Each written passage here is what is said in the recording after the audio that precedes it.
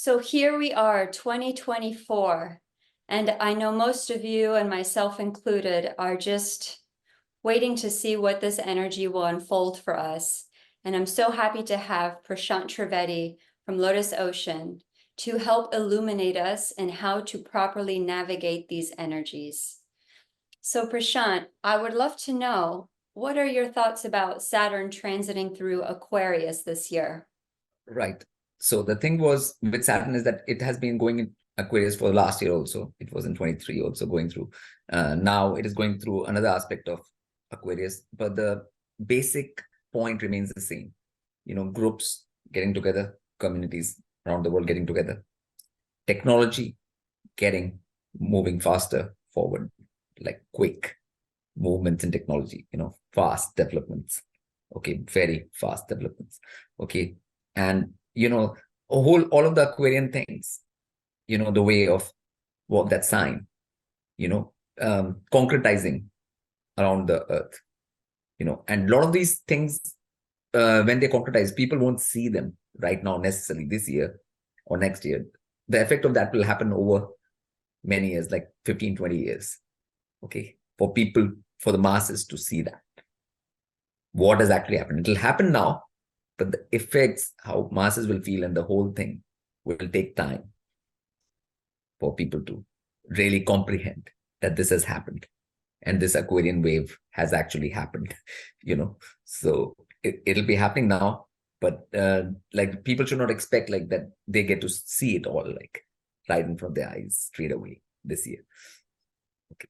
Yes, yeah, and I think too with the AI becoming more prominent, and I'll leave a link below for those of you if you want to see Prashant's other interview talking about AI. And it's so comforting hearing, because so many people are talking about doomsday and AI is dangerous and this and that, and it's really simple. If it's how we use it, and at the end of the day, you just disconnect it. It needs electricity to run. So it puts all of this kind of fear on AI, I feel like, is irrelevant.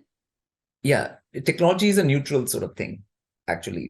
And again, the direction even of technology is a neutral sort of thing. Depends on the people who are guiding it, in charge. Everything depends on that, actually.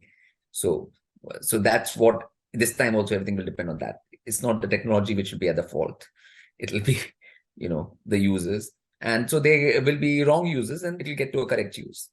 So both things are possible. So but the thing has to unfold in time. Like I said, it'll take a while to unfold, even though the things are happening very fast in the present. So. And Jupiter, as we see in 2023, was in Aries, which can take war, and definitely that was breaking out. And in May of this year, it's finally going to be entering into Taurus. And what are your thoughts on that? First, Jupiter in Aries, energy is still going for a bit. So what that means is like people have to understand their own action. Okay, Aries is yourself, your own thing, and Jupiter is saying that you have to look at your own action, your own personal action still, getting your own act together, doing the right action by yourself, okay, for everyone. Okay, but the same Jupiter on a world level will show people who are more in terms of religions, quote unquote religions, in Aries, Mars, so there can be more war in terms of what we now know as religions, right? Like, so that kind of thing will go more as well still. Okay, it'll sort of explode more. So there's a transformation on a personal level for beings who are serious and sincere. Okay, and on a worldwide level, there is that. So both things are happening simultaneously in Jupiter and Aries. Now we suddenly move to Taurus. Now the wisdom aspect will move to Earth.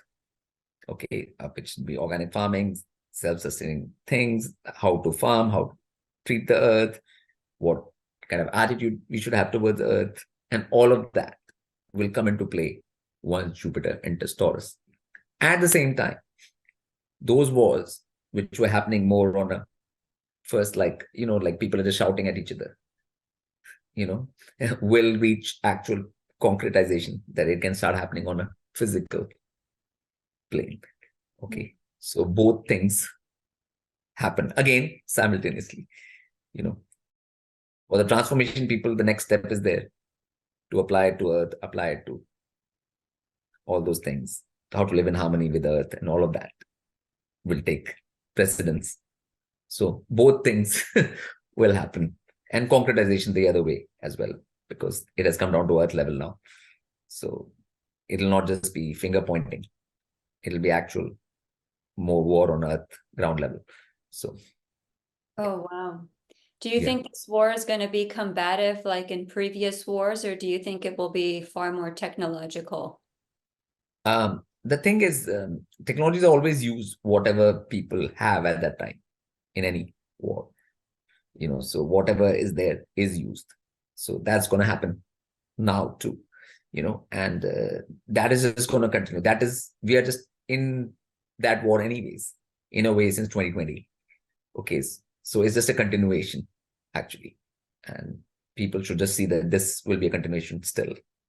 And these are the things which even all people will be able to see, because all the news comes and stuff, people are able to see these things. So that will be there for everyone to see. Yes. And on a bit more positive note, would you say that this includes focusing more on the living environment as well? With the organic farming and also the type of environment that we create for ourselves? Yeah. Yes, it is to do with everything. Living in harmony with Earth, then Earth is our environment. Actually, always, wherever you are, that part of Earth is your environment, and how to live in harmony with that particular environment. The wisdom of that, that will be there. So for the people who are conscious, that will be the reality. Okay. And for people who decide not to be conscious, some other kind of things will be reality, which I already said, like which the media is there to show everyone anyways. So yeah. So that could include, making a move if you're not in resonant with your environment. If it's, let's say, like a concrete jungle or something, and those your values are just becoming more wanting to be in tune with the earth, and that, so probably some shifts around the home will have to take place. Yes. And like the whole organic farming thing will grow all over the earth, everywhere, in every continent, everything. Like right now, in some countries, only people saw that was happening. Now it will happen all across the earth, basically. That's wonderful. That's so important too, because they can cut the supply chains for food, and that really leaves being so powerless. I feel like it's important to have that in their hands and in their possession, and to have access to their food. Obviously that understanding will dawn on the conscious, and that's where all that movement will take place. It's already happening, and it's going to gain momentum this year. Moving on to Rahu and Ketu. At the end of last year, they switched signs from Aries Libra axis to the Pisces Virgo axis. And there's going to be an eclipse happening April 8th in Revati Nakshatra, as well as October 14th in Hasta Nakshatra. Right. What do you think the significance of this is? Okay, so first, Pisces and Virgo. Okay, now Pisces is seas, the oceans, right? So there will be problems in transportation across the oceans. That's where most of our goods still are transported over the oceans on Earth. Okay, so there'll be problems in that. Okay, and Virgo is the markets, all of that, financial markets and all of this trade and all of this thing. Okay, so both things are going to get affected negatively. Okay, here. And since the eclipse is in Revati, which is movement of goods, okay, and the safety of it, the safety of the movement will be jeopardized. So, and accordingly, Hasta, the stock markets and all those things, the markets basically will have an effect. So you can see major fluctuations in the markets, the financial markets, okay, on Earth, Jim saying. So that's, Does this have to do with BRICS that's being rolled in? That is part of it, but there are other things happening, like whether the trade routes are not going to be that secure once all these conflicts start. Oh, okay. Right. And then everybody has to change where they get things from and where can't. Like, and if you have to go longer routes, then the prices increase of the goods and everything, everything. Transportation is everything. It can affect everything on earth, basically. Like modern world is based on transportation and a seamless transportation of goods from one part of the world to the other. Okay. And when that gets affected, that affects everything.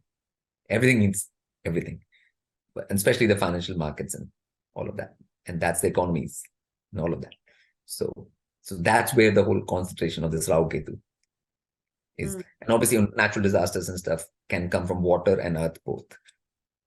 I was going to ask you that, yeah, when you were talking about the oceans and the disruption, is this going to be solely man-made disruption, or is this going to be natural weather disruption? Natural. There's man-made part is the transportation bit, and all of that, but then the natural disasters which have been happening now will take more ground in that way. Like when first earthquake in Japan came in beginning of this year, it was earth thing, but then people were afraid of the tsunami, the ocean coming. So it happened in Virgo land, and then you're fearing the Pisces, so the Virgo Pisces sort of axis was like that. So, and just to give a quick brief for those of you who are under this kind of illusion that the climate is changing due to cow farts and man-made climate change, Prashant has such an illuminating view, which has to do that the weather is connected. Like, we are fractal beings, so because beings are so out of balance, it's being reflected in the weather. So nature is a force along with divine. So nature and divine are connected forces. And whenever human beings are not being in tune with nature and divine, then things on earth change, which mean change in terms of weather, more natural disasters, famines, all kinds of, or to floods, things are not in balance means like either it rains too much, then it's flood, doesn't rain enough, it's famine. Okay, so all of that is nothing. Man is not controlling any of that. Okay, there's no that things which are controlling any of this. Is just humans not being in sync with how to live on earth and how to be on earth, and a result of that as a whole. So you can do that from your side, but the result is not in human hands. So these things are not in human hands, even though a lot of people will try and say that these are things done by the government or whatever and stuff like that, but it's not. There's no human hand involved in any of these things. So it's just, and they are like a warning anyways, first, for humans to change their ways. So accordingly, things happen. As much as humans change their way, as less the destruction would be. As much as they carry on going on that direction, more the destruction would be.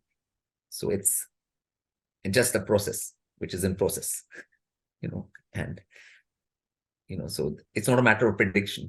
It's a matter of warning, and then people to change their ways right now, which is in the present, so the change in the present will change the future, basically, of what will happen to humankind on earth, basically.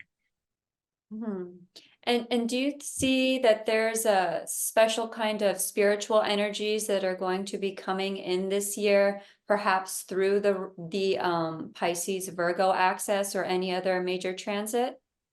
I mean, that is a spiritual energy only. Warning is a spiritual energy. Oh. Right. You have to see it as a spiritual energy, because that's what is creating the change. It's forcing the change. It's making things understood on a practical level, from a spirit level to a practical earthly level. That's where the spiritual energy would be at work via nature. Beautiful.